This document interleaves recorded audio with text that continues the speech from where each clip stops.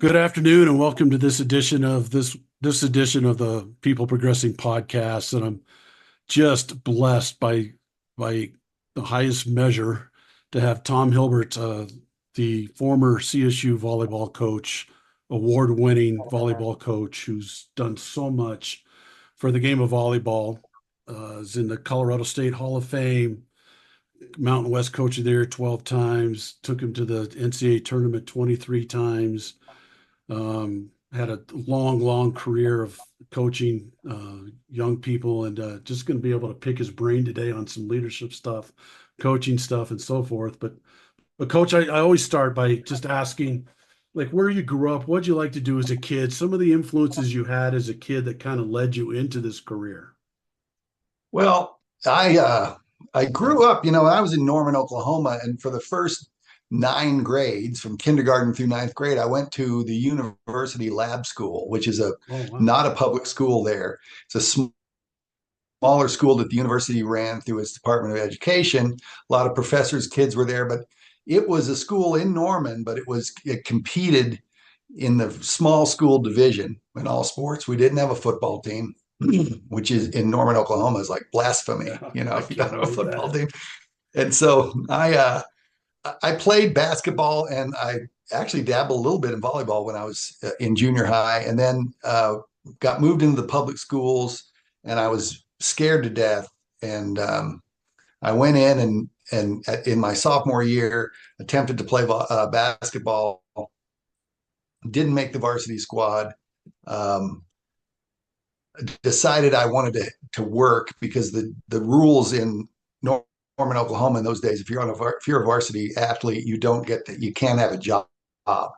And I wanted to have a job. I wanted to do some of the things I've been doing. So then in 11th grade, one of my good friends said, "Hey, my dad is starting a volleyball program at Norman High School." And they did have boys volleyball at the time. And so I decided, I'm going to try this out because I've always been sort of a gamesmanship kind of guy. You know what I mean? Like I like to figure out how to win things. Uh-huh. And volleyball was intriguing to me. And I fell into the setting position and had some success. Our team had success. I then joined a club and we went and played in a couple of national championship tournaments and really just fell in love with the game of volleyball and felt like, boy, this is a niche sport that really needs to grow, and maybe I can help do that. When I got to the University of Oklahoma as a freshman in college, I started the University of Oklahoma men's volleyball club and got all my friends together. And I joke about that because I was the founder and starting setter of the University of Oklahoma men's volleyball club. And the reason I was the starting setter was I was the founder. I got to pick the roster. So, but that's how I got playing the game, and I was around a lot of great people who helped me understand it and get better at it. And then about right before I graduated from right before I graduated from college, the University of Oklahoma lost their volleyball assistant, and he went to coach at Regis in Denver. And so I knew the coach, and I said, "Hey, make me your interim coach. And at the end of the season, I'll step down and you can open the position up and hire whoever you want." And he did that. But then he liked what I was doing, not only as a coach, but he liked what I was doing in terms of promoting the program. And I took a knack to recruiting. And so I got hired on there full time. And I coached there for 5 years as an assistant at the University of Oklahoma. Then I went to the University of Idaho as the head coach in 1989.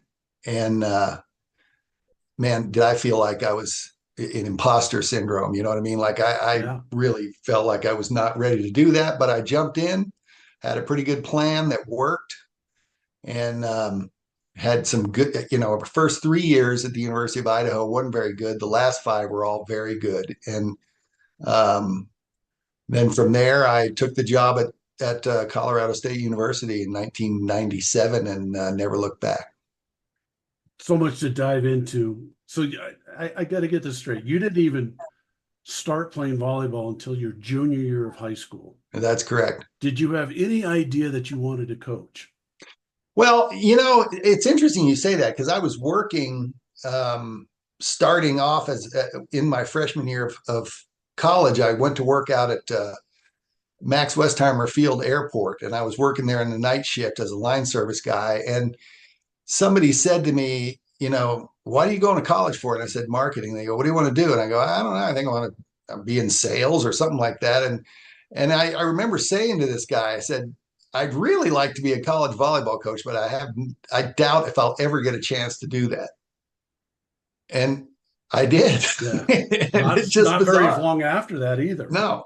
And I was inspired, believe it or not, I was dating at that time when I was a freshman. I was dating a girl who was on the University of Oklahoma men's or women's volleyball team. Okay. And she wanted to start a club because she had grown up in a softball club in Oklahoma City that was really successful. And she wanted to start a club. And she said, would you do it with me and let's coach together? And that was my first sort of real coaching gig.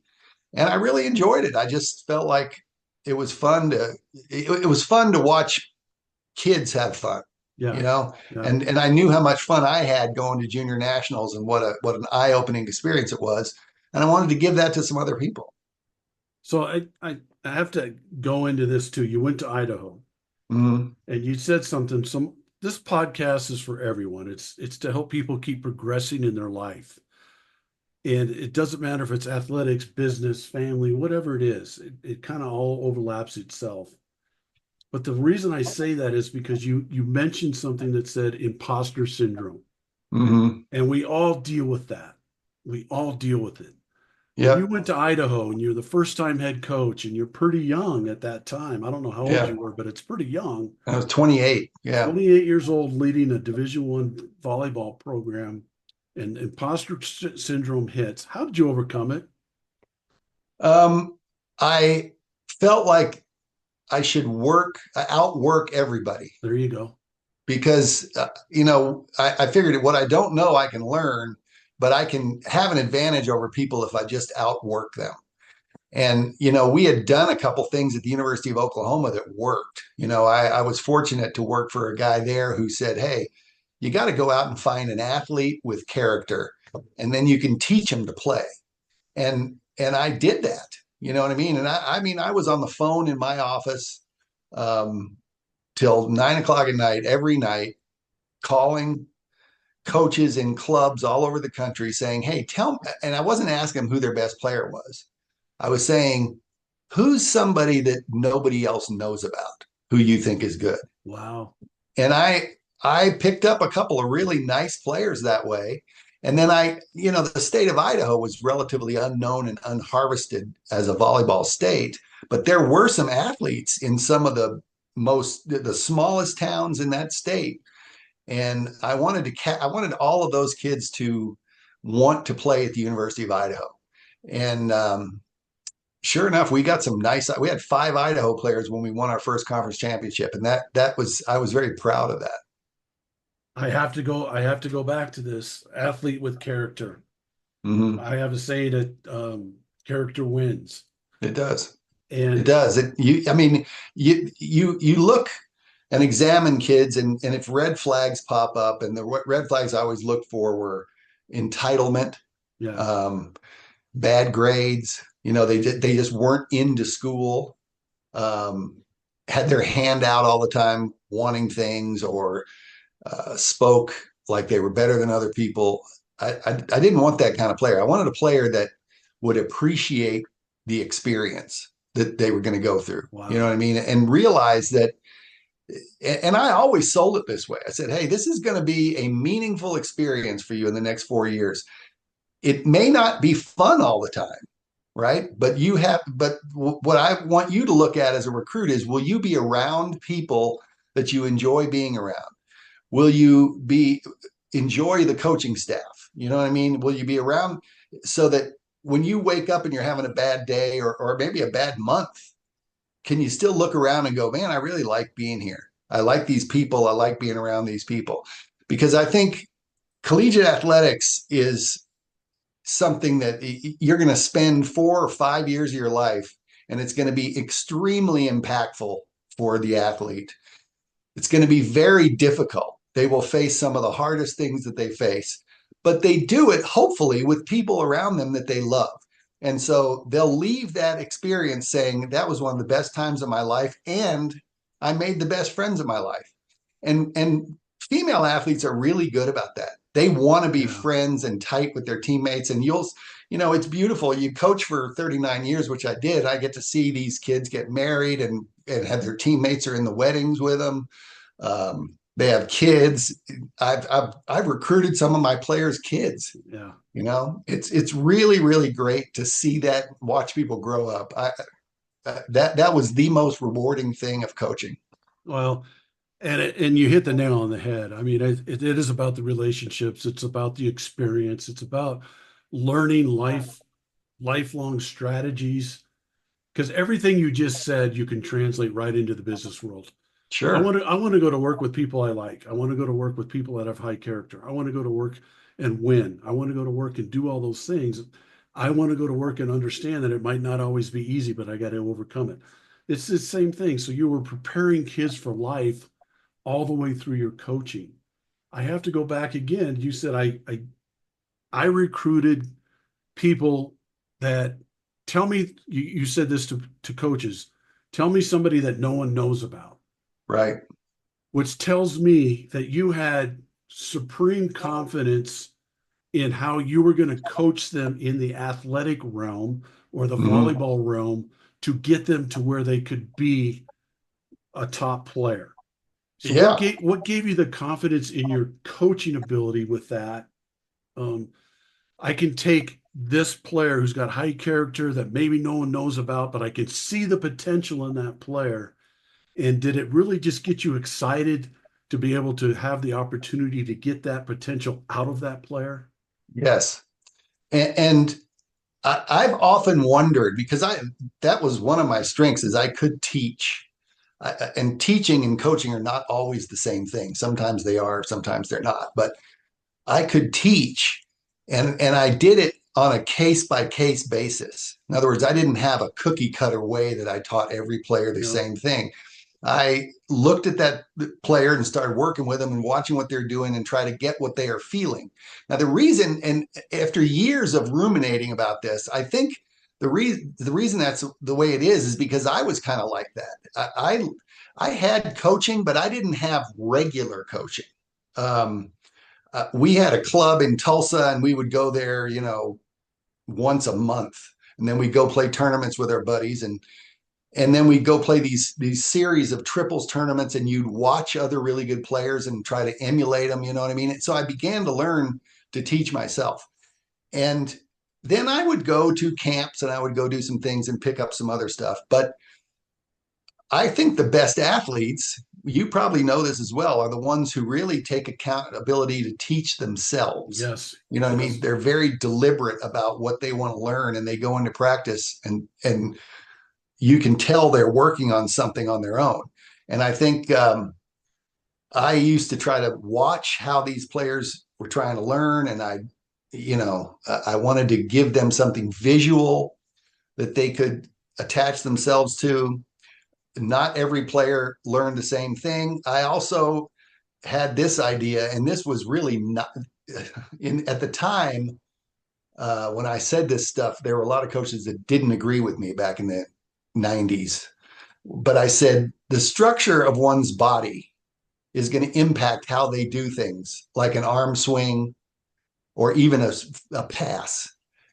And not everybody can do everything the exact same way. Well, at that time, people in volleyball were saying, no, this is the only way to Way to teach do this it. skill.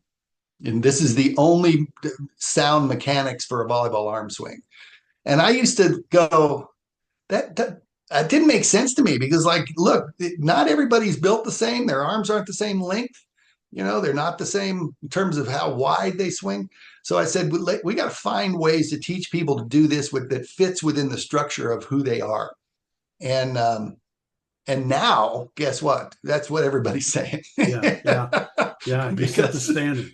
yeah. And So but you weren't afraid, coach. You weren't no. afraid to do that. You weren't afraid to be the norm.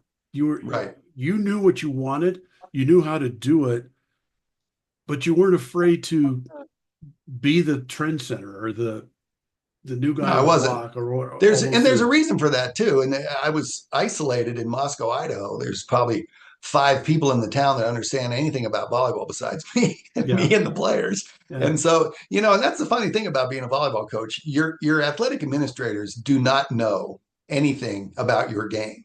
So, they know if you're winning or losing, they know if your players are happy or pissed at you or whatever, but they Right. don't know anything about volleyball. So you can go teach it however you want. They're So now you go to CSU, you go to Colorado State University, yeah. and it's a step. It's a step up. I mean, Yeah. nothing against Idaho, but it's a step up. Mhm. And you take a program which was where was the program when you took it Well, over? the program was pretty good. Like they had been in the NCAA tournament the year before I took them over, and they Okay. and I inherited 5 seniors who really were eager to play for me, and I made an agreement with them the minute I got the job. It was the summer, and I called all of them and I said, "Here's the deal I'm going to make with you. I'm not going to mess with how you play. You're a senior. You're going to do things the way that you do it.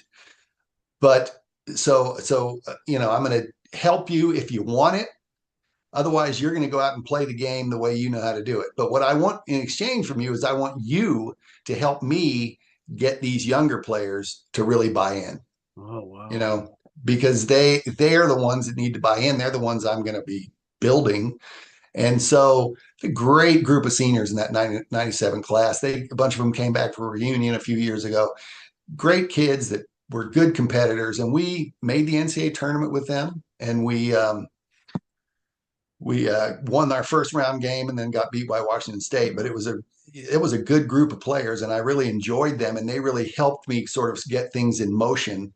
And then I had an amazing 1998 recruiting class, and some of that is luck, but it's also a coach moving from one school to the next. You have a little bit of momentum. You can tell people, hey, we're going to do great things.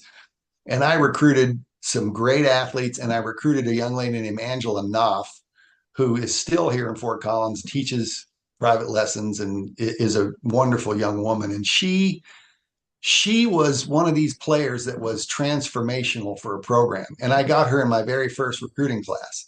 She could see the game like nobody else could. She was a good athlete. She was not the highest or jumper or whatever that I've ever had, but she was a very good coordinated athlete who saw the game and could do things that other players couldn't do. And she was a 2-time All-American, and she Wow. was in the very first recruiting class that I brought in. And I brought in along with her, I had a Brazilian that I got out of a junior college. I had Courtney Cox, who grew up 30 miles from here, but wasn't recruited by very many people. And so I still stayed with that kind of look for the under recruited athlete philosophy. And it worked well for me for a long period of time. Well, you stayed with the high character, Yeah, I did. and again, character wins. Hmm. I marvel at volleyball, coach. I marvel at the sport because of the team atmosphere that the sport produces. How fun was it to coach in that type of an atmosphere? Was it harder with some teams than other teams? Or is it just kind of something that's in the volleyball community? Like I see after every point, they all come together, they shake Yeah. hands, they do all that kind of stuff. How fun was it to coach in that kind of environment? Well, that's the culture of the sport, is that they all come together. It's It's high-fiving amazing. all the time. Yeah, it's different than other sports in that regard. And it's a lot of fun. And young women are attracted to this sport because of the team aspect of it, I believe. Um, and so and I used to, I was always trying to get players to be grateful, you know, Wow, yeah. look around, and occasionally some of them would be dating football players, and some of the football players would be complaining about their locker rooms or whatever, you know what I mean? And I'm like, you guys, you can talk about what you don't have, but look what you do have, you know? you're living that it's 2% of the people who go from high school to college athletics. There's only 2% that make that move. Yeah. You're living some people's dreams every single day. And I know it's not great all the time, but let's look all the time for what we should be grateful for. And then I said, this was another one of my things. I said, the quality of your experience as a collegiate athlete is going to be directly correlated with what you give, not what you get.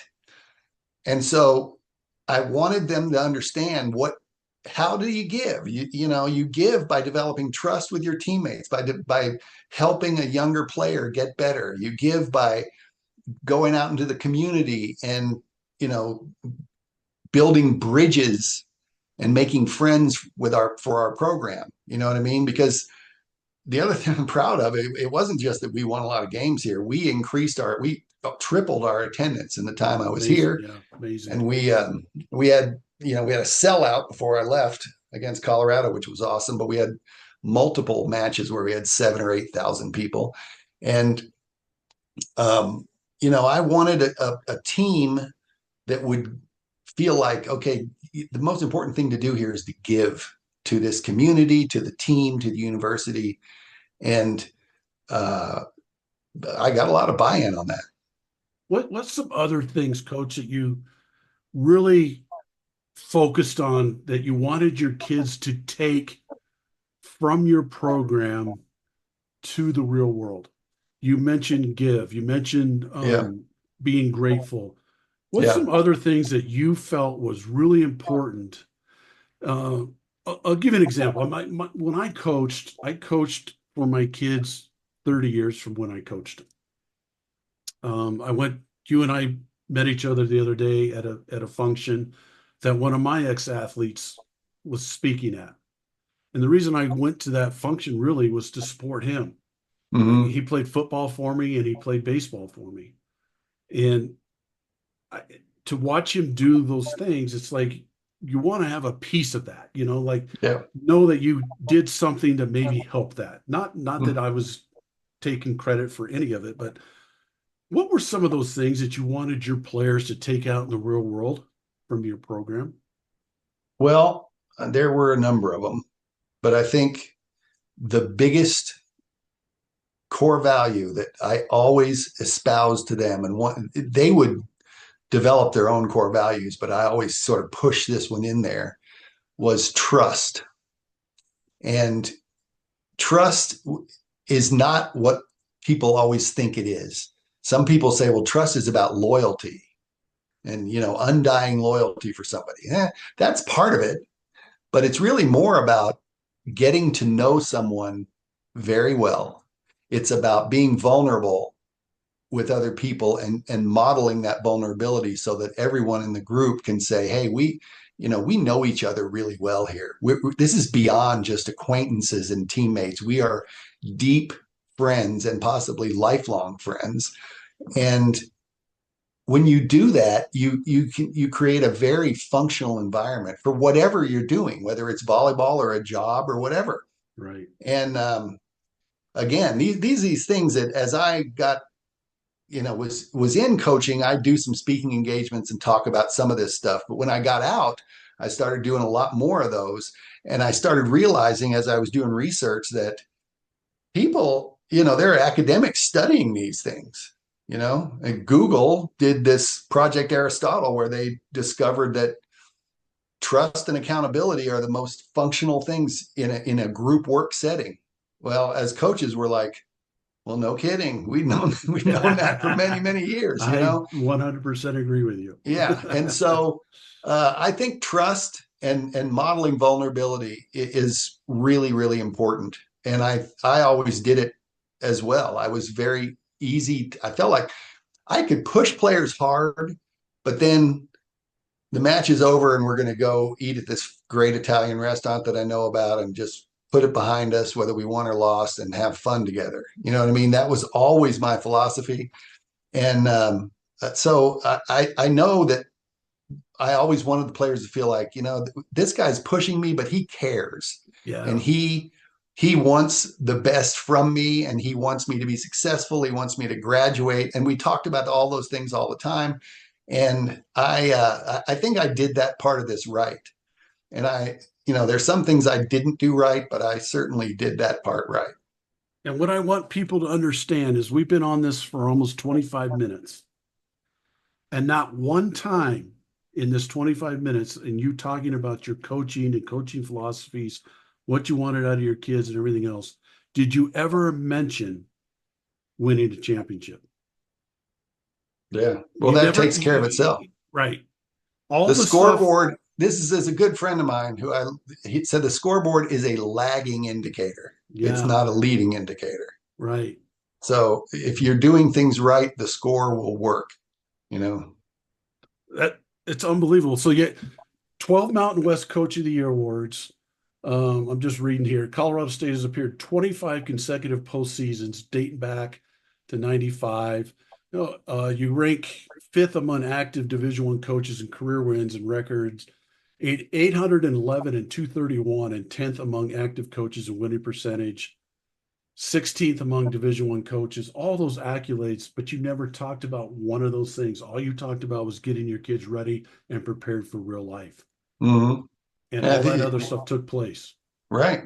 It does. And it wasn't like I didn't like winning. I did. And We it all wasn't do. like, yeah. And I was a performance based guy. So we would play well and lose. And I'm like, hey, I thought, the effort was great. And we would play crappy and win. And I would be mad at them, Yeah, you yeah, know, yeah. and I would be like, don't walk away from this feeling great because you guys know as well as I do you didn't play very well. Right. And so I was hard. If you talk to the players who played here, they're all going to say, man, he was hard. He pushed us. He went crazy sometimes. But I think they'll also say, but we knew who he was. We knew who he was. We knew what he was about, and we weren't afraid of him. Yeah. And I'll be honest with you, that's kind of me too. I was hard sometimes. Mm-hmm. I would get fired up sometimes because for me, if I had like one of the things that set me over the edge when I was a coach in football or baseball was if a kid was playing scared, tentative. Yeah. And the whole reason behind me getting frustrated or mad or want to push that kid is because I never wanted them to go into an interview scared or tentative. Right. I never wanted them to go into a sales call tentative or scared. I wanted them to go for it. I wanted them to Mm-hmm. go, and if they won, they won. If they lost, they lost. But I never wanted them to have regret because Right. they went into it scared. And using the football field or the baseball field to teach those lessons to get them prepared for life was the greatest joy I had. Mm-hmm. I was very lucky to be a part of five state championship teams as a coach. And I always say this, the separator for me, and I'm going to ask you this question, what the separator was for you, but the separator for me on those teams was my players on those teams had genuine care for each other. But the biggest thing they had was they were so happy for each other's successes. And to me, that Yeah. was the number one separator for me. What was the Mm-hmm. number one separator on some of your championship teams that distinguished them from maybe not a championship team? I think having, and I talked about this the other day when we met. I was talking about who are great competitors and Yeah, what do they do. I think when your leaders really understand how to compete and they are willing to mentally dive into something without not without fear, because I think everybody has fear, but they don't let the fear rule them. yeah, They just go out and work with it and play with it. And I think when your leaders are doing that, that makes everybody around them better. I think that I know that one of the most fun teams, and I don't like to compare team to team because they yeah. all have different things, but 2011 we had a great team, and I had in 2010, I had problems with one of the players, and she ended up leaving and quitting and transferring to another school. And I was upset about it because back then you just didn't have a lot of transfers, right? And it made me feel like I was doing something wrong. And the team we met after this young lady left, and they said, you need to be who you are. You don't need to be somebody different. Go ahead. Sorry. Go ahead. Yeah. Sorry. Said you need to be who you are. You don't need to be somebody that you're not just because this happened. And I Wow. really appreciated that. And then Yeah. we went into the off-season training, and we were doing a recruiting visit day, and I realized eight of the 11 returning players that year had redshirted. And that never happens now with the transfer portal and everything. Right. No, Yeah. you don't, Oh, nobody yeah. redshirts. And eight of the 11 players had redshirted. And I looked at them like, man, there's like two of these kids were like really high level recruits. The rest of them were all just, under recruited, good athletes that we were teaching them to play and getting better. And that next year, we had a great season. We went to the NCAA tournament, beat Oregon in the first round. We beat Nebraska at home in Moby Arena, and Wow. nobody Wow. expected us to do that. And it was all on, we had great leadership, kids who were competitors, who were not afraid to go in against any opponent. And we had great character, you know. And I think that's the big difference. I've had some really athletic teams, but it didn't have very many people on those teams that had that edge. You Yeah. know what I mean? Yeah. That Yeah. kind of like I'm going to go into this thing and beat somebody I'm not supposed to beat. And we still had good teams then, but that factor was an X factor that made us really good in certain focused years.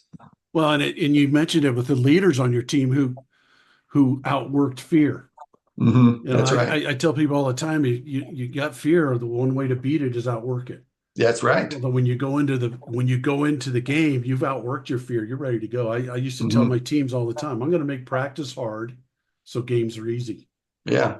So we're gonna work on that kind of stuff. Just some great stuff here, Coach. I have to go into really leadership now. When you were teaching players leadership, did you really have to teach a lot of leadership, or did players come in who were just kind of natural leaders? So I'm glad you asked that question because that's one of the things I've been speaking about, and it's one of the things I kind of have a different frame of mind about. Number one, we never elected captains. Just so we just never did that. I mean, what we did do, and this was Jesse Mahoney, who's now the head coach at CU. He was my assistant at the time, and we developed this thing where we had the players rank each other in two categories that we think were very important. One is trust, and the other is what I call stake, which means if someone's has a high stake, that means they are in it with the coaches, with the direction of the program. They work hard. They show up to things on time. They understand what it is we're trying to do, technically and tactically and everything, and they're just in it. And then you can be trusted and not have high stake, and you can have high stake and not be trusted. And I've got a million stories about people who were one or the other, but the kids that were high in both of those areas, they were our leaders, and we knew it. And there were times when we took that survey, and by the way, we never let the players see the results of that survey. We did that for us to understand them.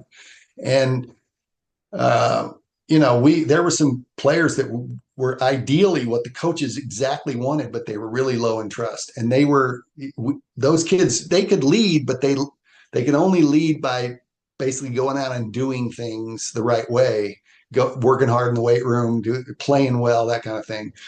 But they didn't have the other players' attention a lot of times, Yeah, yeah. or trust. And so you got to have high in trust, high in stake, and you're a leader. And we just sort of organically, those kids would move into sort of captain related responsibilities, and we just pick them and say, okay, we're going to have a meeting, and these are the people that are going to meet with us. And all of a sudden, we have a group of players that we consider captains, and the players didn't elect them, although they kind of did because they helped us understand who was what. Does that make sense? Yeah, no, it's So, great. I never elected captains either. yeah, But I love that stake. yeah. Um, But I mean, it's important because there are kids who are just punching a clock every day when they come to practice, and sometimes those kids can be good, yeah, yeah, productive players, but there are kids who come every day and they're like, what are we doing? And they're for example, if you have some saying or mantra in the locker room that you want your players to attach themselves to, or you ask them to develop it, the kids that are developing it are the ones that I feel like have stake. These are yeah, yeah, players and they're saying it in practice, and they're saying things in practice without you asking them, that are like, okay, this kid's following what we're trying to do. And so those are high stake players and stakeholders, if you wish. And I think that they want to own part of that team. yeah. They And live I it. think that, yeah, Yeah, they live it. Some great stuff. I love that stake. I never thought of things like that. And it's again in business, who has high stake and who believes in what we're doing right, and lives what we're doing on a daily basis. yep, It's just so powerful there. hmm Some of the best players you ever had, what were some of the attributes that they had? That some of the things that maybe we haven't gone over yet. um, okay, some of the best players I've ever had, because there was some player, like I'm not going to name names here, but I've had players who weren't great students, who were kind of knuckleheads off the court, but they were really great. And those players still had trust with their teammates. That was the thing.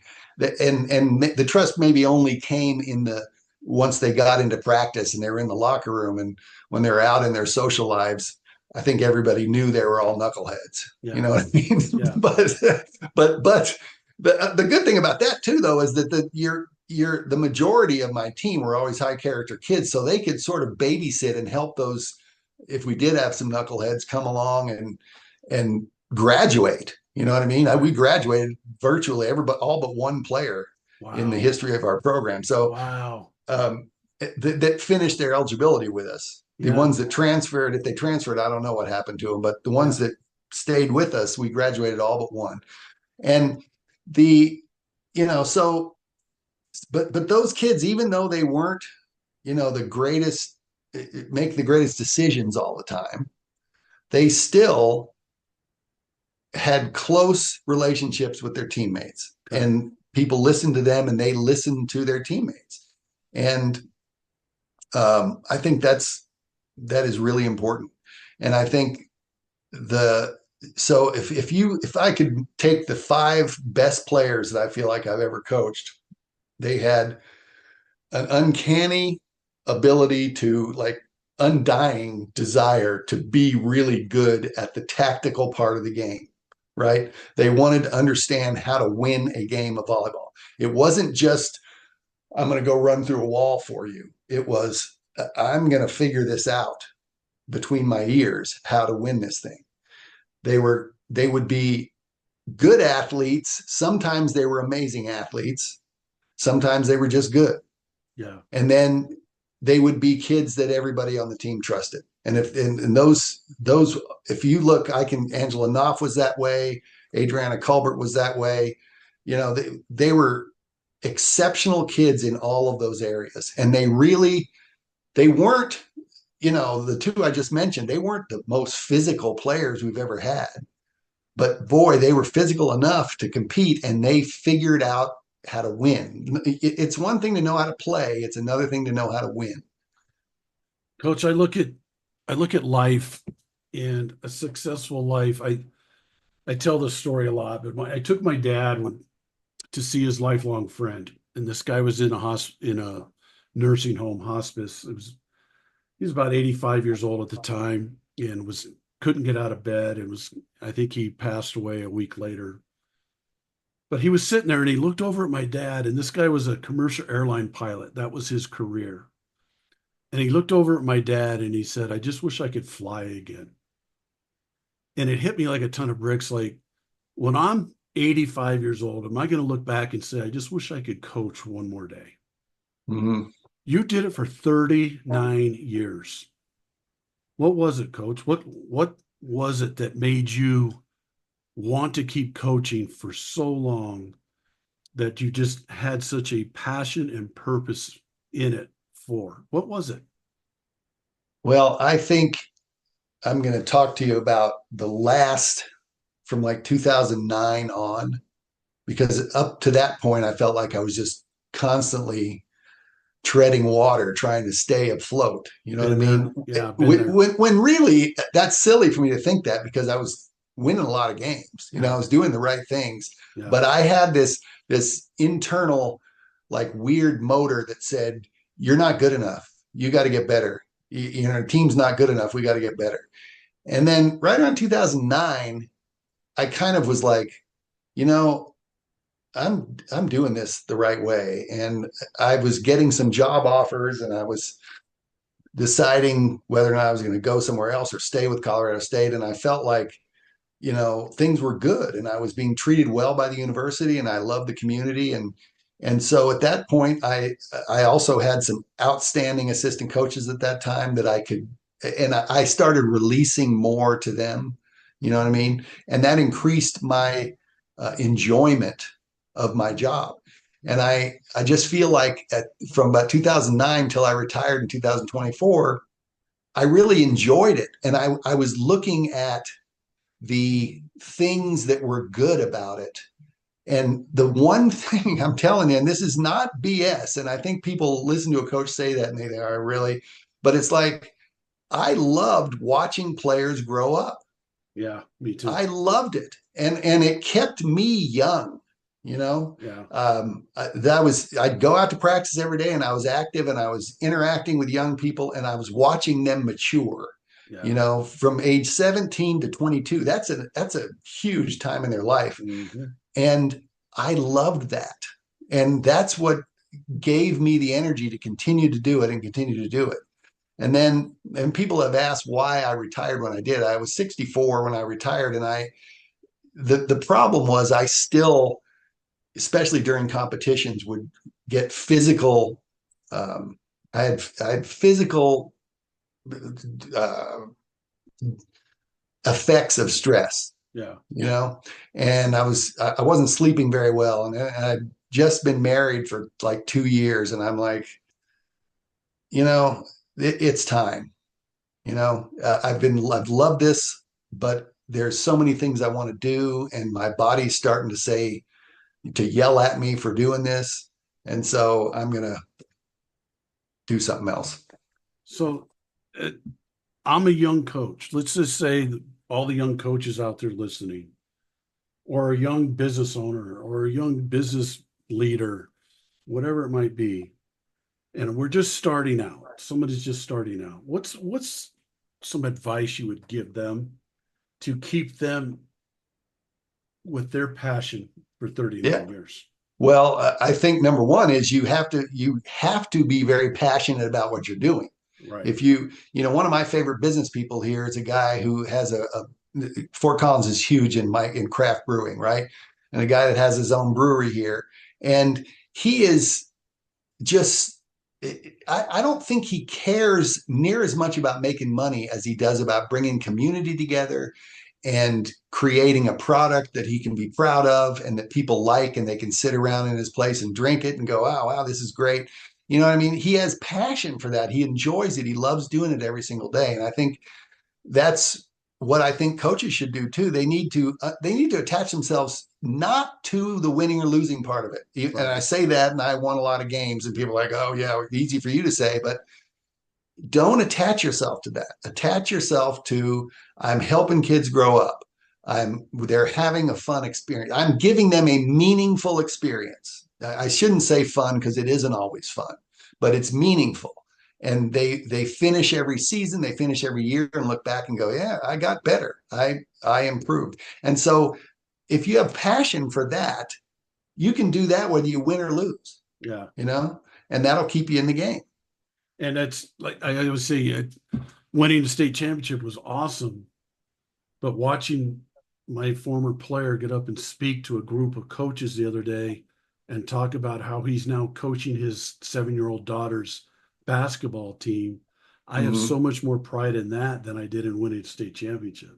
Yeah, Because it's great. it's amazing to watch what these kids do with their life after you coach them. And not that I'm never going to say it's because of me, but to be able to have the opportunity just to be a piece of it, just to be a piece of their development, just to be a Right. piece of that development. And it's a lot of fun. And Joe, you've said that twice now about it's not because of you. And I think that every good coach has that same attitude, that it's like what we're doing is we're enabling them and giving them a tool and a platform to be the best version of Right, themselves. right. And so the coaches that go out and think they're the reason that their players are good, they don't last very long, in my No, opinion. no. So I think it is important to have that, because I mean, these kids come in and I recruited talented kids. If I didn't, I wouldn't have won very many games. But Yeah. I gave them a platform and a way to be the best version of themselves, and that's what you do. That's what good coaches do. What's next for you, coach?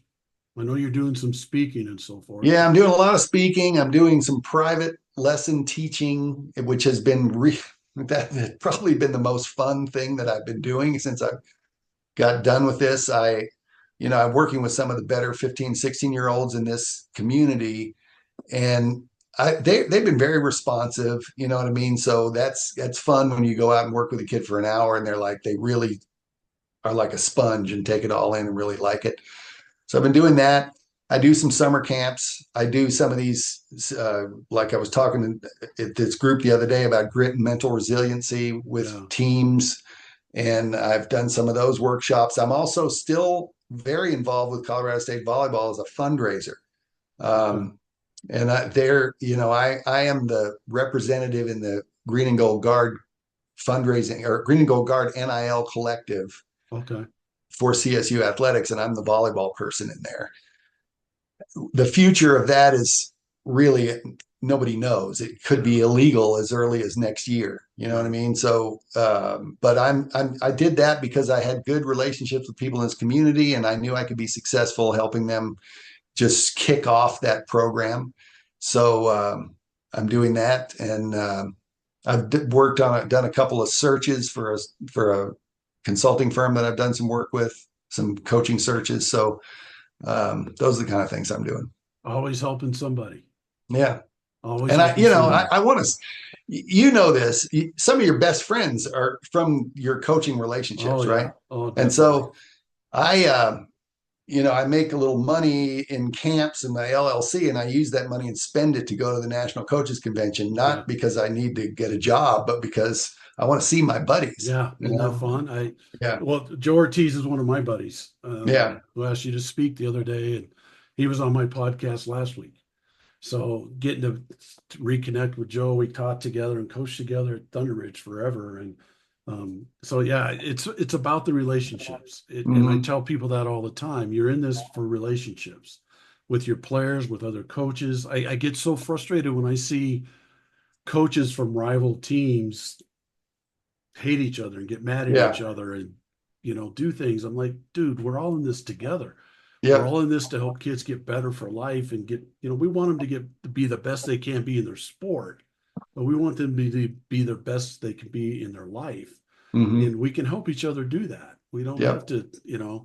Um, so how do people get a hold of you, coach? And then I have three more questions after that. But how do people get a hold of you if you come do one of your workshops? I saw you present the other day. It was fabulous. How can Yeah. people get a hold of you to come do that? Well, right now I'm going to put my email out there. It's coachhilbert1@gmail.com. So it's easy to Okay. remember. Coachhilbert1@gmail.com. Just send me an email and we'll see what we can set up. It's awesome. Now, I wrote a book, coach. It's called The Three Ps: Find Your Purpose, Perspective, and Passion. And I wrote it because I read a stat as I was retiring from teaching and coaching that 70% of Americans are disengaged at work. And 85% of those 70% say it's because of leadership they work for. I was fortunate. I got to do something that I had a purpose and passion for 30 years in teaching and coaching. I loved it. I feel so bad for people that drive down the highway every day to go to work that are pissed that they have to go to work. And if I can make a dent in that any way I can, so I do this podcast and things I do now.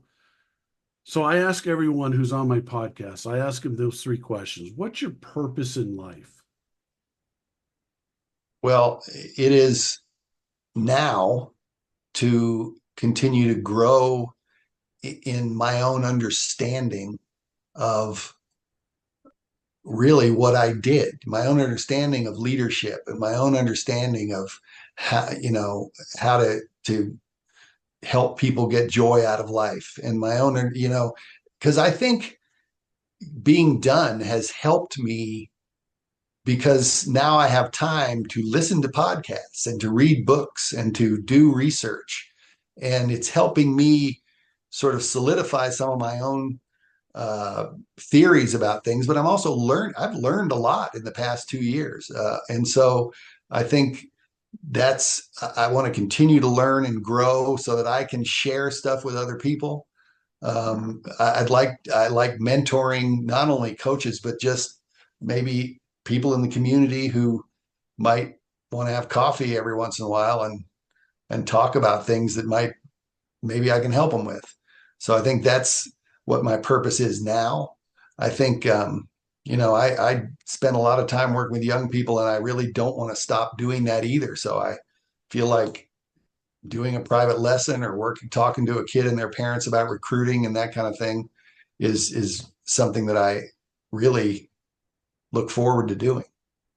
I just have to dissect what you just said because I'm looking at a man right here that coached for 39 years, had had one of the most successful college volleyball coaches of all time.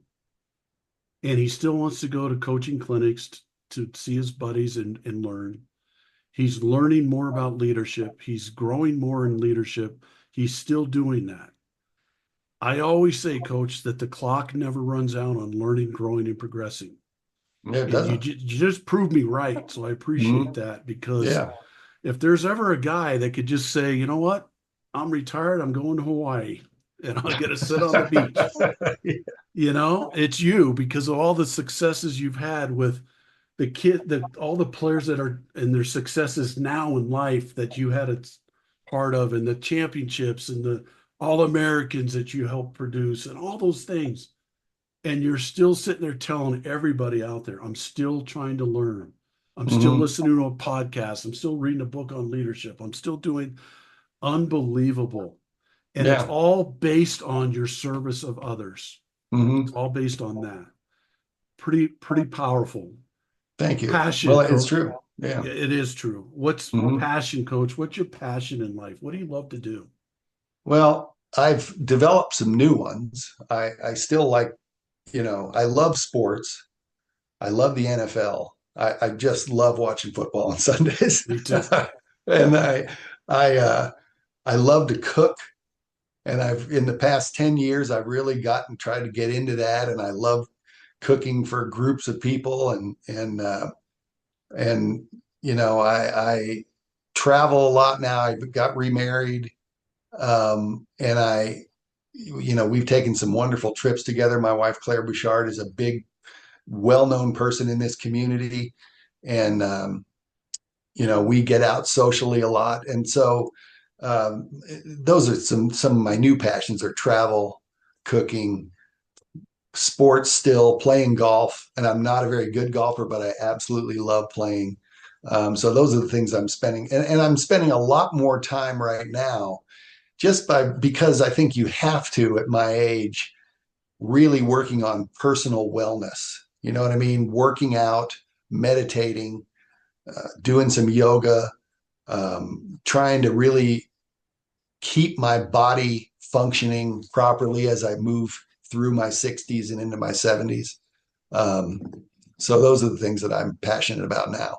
Wow. And like you said, coaching. You still love to coach. Yeah. I still love it. I mean, Yeah, and I look forward to going out to the Norco Volleyball Club or whatever and working with the three young kids. that's so It's awesome. great. Yeah. Yeah.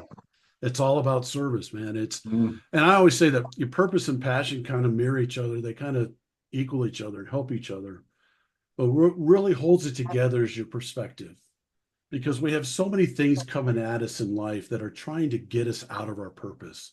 They're Yeah. trying to take us out, and it's like what holds it together is your perspective. Well, no matter what comes at me, I'm still going to have this perspective. What's your Right. perspective on life?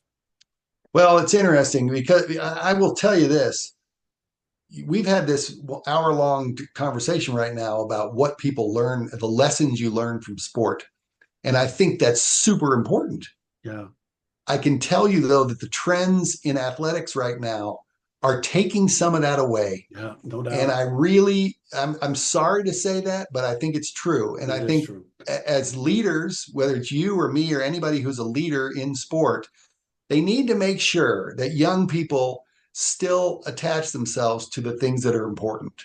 Your own personal development, the fact that you're going to make mistakes and learn from it, the fact that you might not always play and you got to earn your way onto a starting roster. All of those, these are, and I mean, I could go on, name 20 of those things. And we can't forget those things, especially with our youth. Because the messages that are coming out right now is, hey, I want to get paid, or if I don't like something, I just quit.